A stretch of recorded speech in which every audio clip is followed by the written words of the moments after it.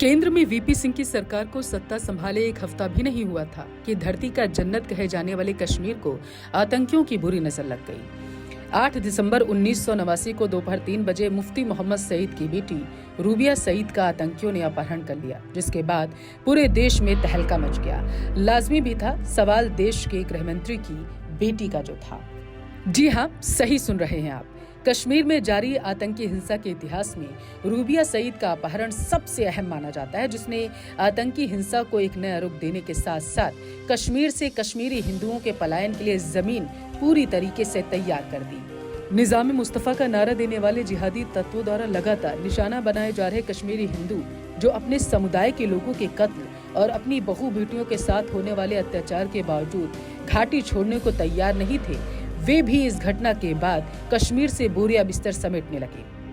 बताएंगे आपको पूरी घटना विस्तार से कि आखिर कैसे हुआ था रूबिया सईद का अपहरण और क्यों सियासी गलियारों में कहा जाता है कि अपहरण नहीं बल्कि एक नाटकीय घटना थी।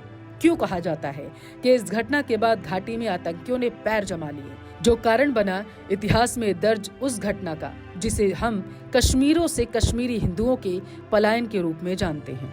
बताएंगे विस्तार से सब कुछ, लेकिन उससे पहले अगर आपने हमारे चैनल को सब्सक्राइब नहीं किया है तो बेबाक पल्लवी को जल्दी से सब्सक्राइब कर लीजिए, ताकि हमारी हर वीडियो आप तक पहुंचे सबसे पहले। और हाँ, अगर आप हमारी वीडियो को फेसबुक पर देख रहे हैं तो लाइक और फॉलो करना बिल्कुल ना भूलें।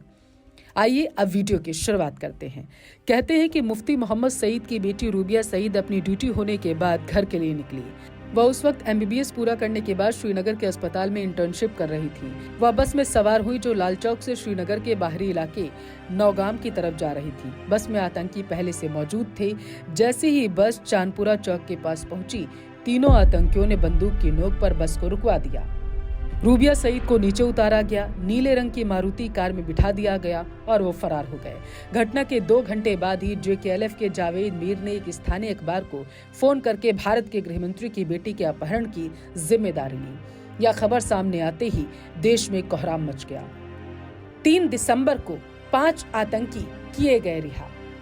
3 दिसंबर की दोपहर तक सरकार और अपहरणकर्ताओं के बीच समझौता हो गया और शाम 5 बजे 5 आतंकियों को रिहा किया गया।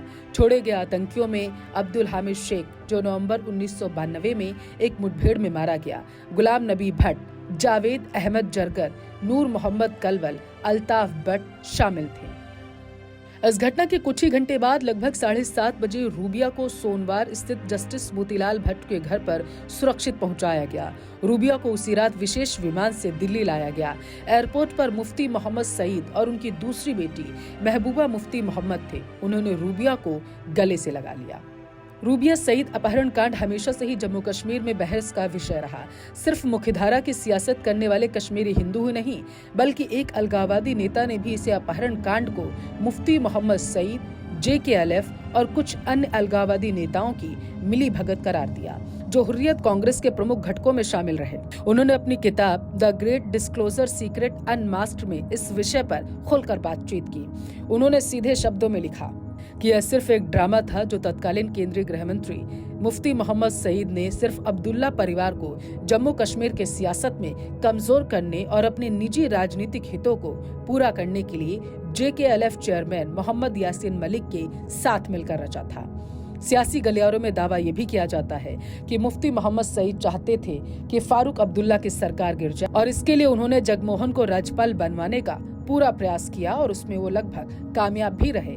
1989 में दिसंबर की शुरुआत में ही मुफ्ती मोहम्मद सईद ने JKLF के एक कमांडर और कश्मीर के पुराने अलगाववादियों में शामिल मियां सरवर की तत्कालीन पुलिस महानिदेशक गुलाम जिनानी पंडित के मकान पर एक गुप्त बैठक करवाई थी। इसमें डॉक्टर गुरु भी शामिल थे। डॉक्टर गुरु JKLF के विचारकों में गिना जाता है।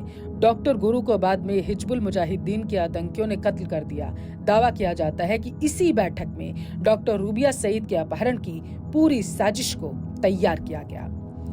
क्यों कहा जाता है यह अपहरण नाटक था? जब कश्मीर में आतंकी घटनाएं पैर पसार रही थी तो सवाल ये उठता है कि गृह मंत्री की बेटी पैदल बस स्टॉप पर चलकर क्यों पहुंची? देश के गृह मंत्री की बेटी मिनी बस में बैठती और फिर कुछ आगे जाकर उसे अगवा कर लिया जाता है। बस में JKLF के आतंकी पहले से मौजूद थे। नौगाम बाईपास के पास एक जगह डॉक्टर गुरु अपनी कार में बस का इंतजार कर रहा था बैठकर। जैसे ही मिनी बस वहां पहुंचती है तो रूबिया सईद अपने अपहरण का कथित प्रतिरोध करते हुए जेकेएलएफ के आतंकियों के साथ नीचे उतरती हैं और डॉक्टर गुरु की कार में सवार हो जाती हैं। सवाल ये कि 2 बार मुख्यमंत्री रहते हुए मुफ्ती मोहम्मद सईद ने कार्रवाई क्यों नहीं की। मोहम्मद यासीन मलिक को एक प्रमुख अलगाववादी नेता के रूप में प्रचारित किया गया। बरसों तक यह मामला अदालत में लटका रहा, आखिर क्यों? मुफ्ती साहब एक बार नहीं 2 बार मुख्यमंत्री बने, सवाल ये उन्होंने कोई कार्रवाई क्यों नहीं की। अपहरण कांड के बाद बदलने लगी घाटी की हवा।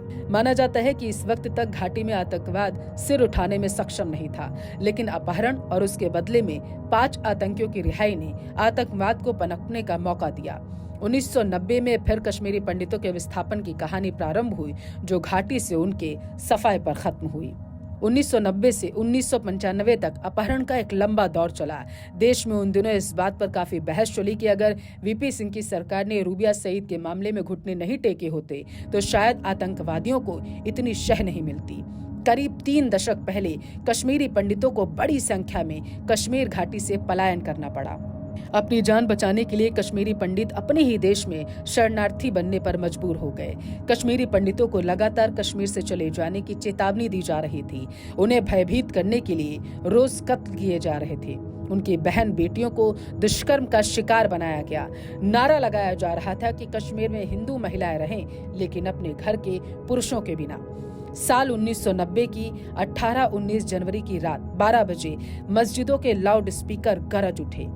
हम क्या चाहते हैं? आजादी।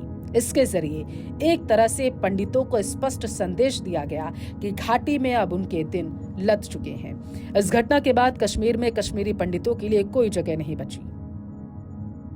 इतने सालों बाद भी वो देश के अलग अलग कोने में रह रहे हैं, इस सांस में कि एक दिन उनकी घर वापसी जरूर होगी। कश्मीर में आतंकवाद पनपा, इसका कारण उस अपहरण कांड को माना गया। सियासी गलियारों में ये बात आम है कि न सरकार उस समय झुकी होती, न आतंकवादियों के हौसले बुलंद होते और न ही कश्मीरी पंडितों को पलायन करना पड़ता। आप क्या सोचते हैं इस घटना के बारे में कमेंट करके जरूर बताएं। साथ ही अगली वीडियो किस घटना पर मैं बनाऊं, उसके बारे में अगर आप सुझाव देना चाहते हैं तो हमें बेबाक पल्लवी पर मेल करें। जय भारत।